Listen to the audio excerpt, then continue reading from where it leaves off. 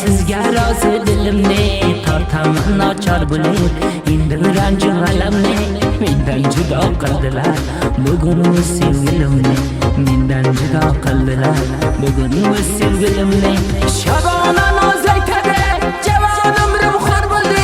ikki qaro ko'zlarim endi qon yoshga to'ldi bugun mana boshimga naylay qiyomat keldi bugun mana boshimga naylay qiyomat keldi hayotga jononajon tabo qildi zumrimni ranju azoblar bilan ato qildi zumrimni qo'liz bilan onajon rasvo qildi zumrimni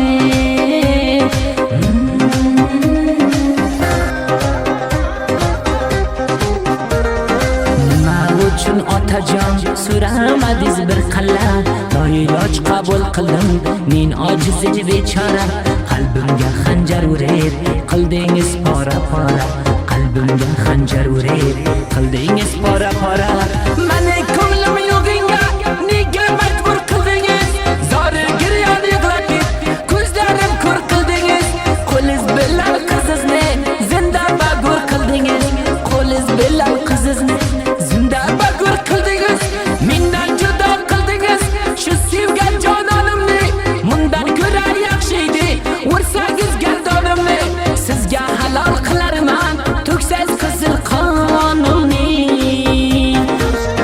menga endi haromda shuni bilan yashamoq kelib ay otajon